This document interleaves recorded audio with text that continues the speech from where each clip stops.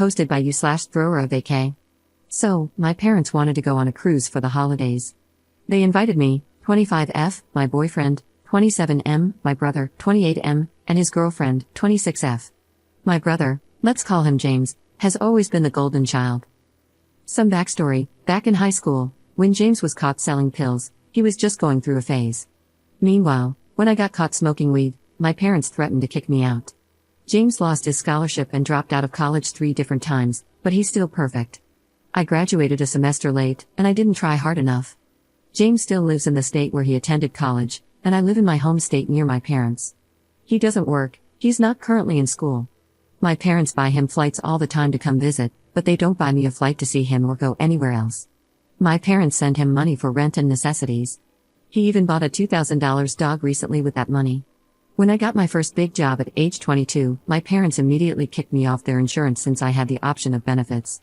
James was on their insurance until he turned 26. Last year, I got laid off and moved back in with my parents to save money. When I got my new job, my parents told me I needed to pay $10,000 in back rent, which was never discussed previously. I did finish paying it off and recently moved in with my boyfriend.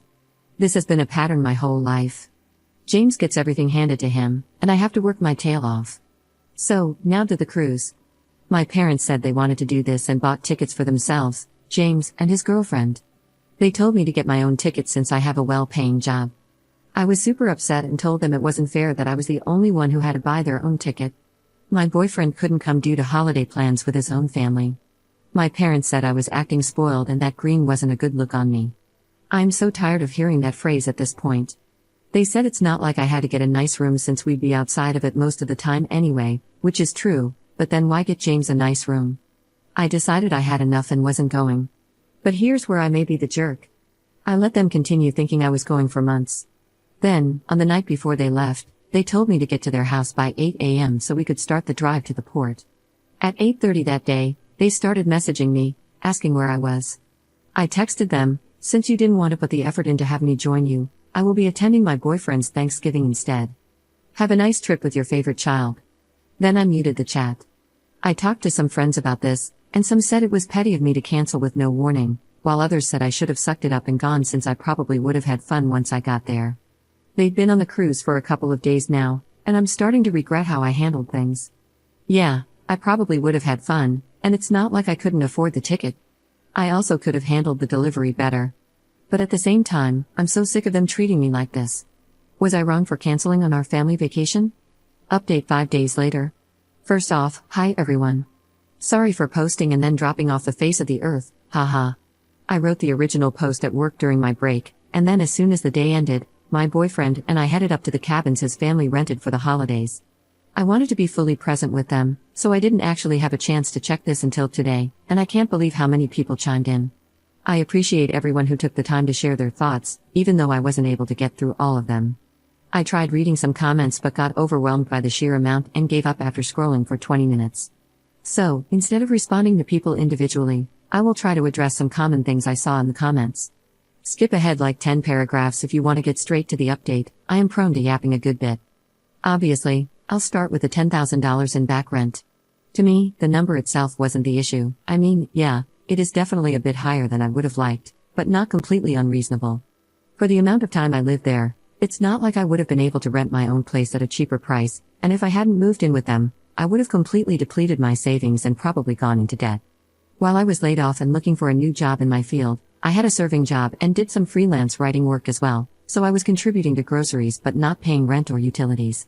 Because of that, I understood why my parents wanted help once I was in a position to do so. I just wish they had defined that expectation from the beginning instead of springing it on me as a surprise.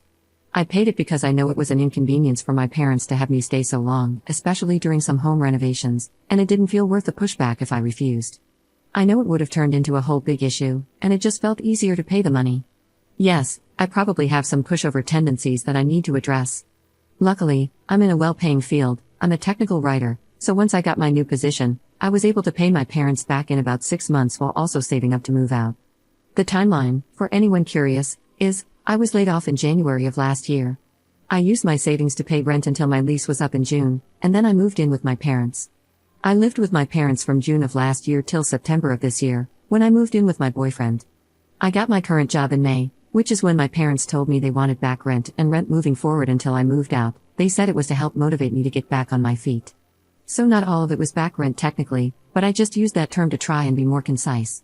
By the time I moved out, the total amount I owed had added up to $10,000, and I had already paid off most of it. I also saw a couple of comments about pursuing legal action against my parents, but I don't think that's worth it or even possible. We never had a written contract, and I didn't argue against paying it. I didn't want them to be able to hold that over me. Going through any legal issue would just dredge the whole thing up again, and I'd rather not do that. It's paid now, so at least it's over with. In the future, I know I should probably be less willing to give in to their demands. It's just difficult when things have been this way my whole life, and my experiences have shown me that any refusal paints me as ungrateful in their eyes. I try so hard to be perfect because I just want them to treat me with the same care and support as they do with James. The worst part is, James and I were super close growing up. When we were kids, we hung out all the time. He was the one who taught me how to ride a bike. He stood up for me when I was getting bullied. I don't think he's a bad person at all, he just never learned to stand on his own 2 feet. Our relationship is strained now because he doesn't get why I have issues with our parents. I miss the brother I would stay up playing RuneScape with. I'm pretty sure he fully buys into the idea that he needs extra help since he's always gotten it. He doesn't know how to do or expect anything else. At least he's still nice to me, but he just refuses to see the differences in how we're treated, and he basically wants me to just suck it up and be part of the family. Sadly, all his support just disappeared once it came to issues with our parents. I hope James gets some distance from them one day and we can reconnect. I don't want our relationship to keep suffering because of this. Sorry to get sappy for a second. But back to the comments, another thing I saw some people ask is why I didn't tell them sooner that I was canceling. I know that was a petty move on my part, but had I told them earlier, they would have spent those months trying to convince me to go and insulting me if I continued to refuse. It seemed like such a hassle, and the way I did it was much easier. And yeah, maybe this is crappy of me, but I did get some satisfaction out of it. It felt good to treat them at the same level they treat me. Besides, it's not like it actually affected their trip, they still went, just without me. Many of the comments brought up the idea of going low contact or no contact with my family, and it is something I've now been considering. My boyfriend is supportive of this decision since he has seen firsthand how my parents are. I'm sure my friends will be supportive as well if I explain the full story. Most of them have never met my parents, and I've tried not to get into the whole family dynamic with my friends since it's depressing for me to talk about. I also didn't want to come off as just whining all the time. Prior to this, they've only heard some small complaints here and there. With all that out of the way, here's what has happened since my last post. My boyfriend and I got to the cabin late Wednesday night. I gave his mother a bouquet of her favorite flowers, and she loved them. We had a quick glass of wine while talking with his family before heading to bed. I was still a bit uncertain about my decision, so I probably wasn't as peppy as usual, but they didn't seem to mind. That night, I made a promise to myself that I would put my own family issues aside during the trip and just focus on having a good time with my boyfriend's family, who have always been so gracious to me.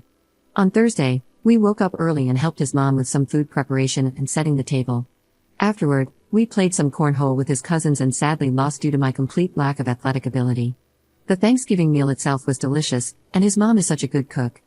Everyone was very sweet to me and made me feel so welcome as part of the family, which helped me feel much better about my decision to spend the holidays with them. Towards the end of the night, his mom even said to me that she knows it is ultimately up to my boyfriend, but she hopes I can join the family for real someday.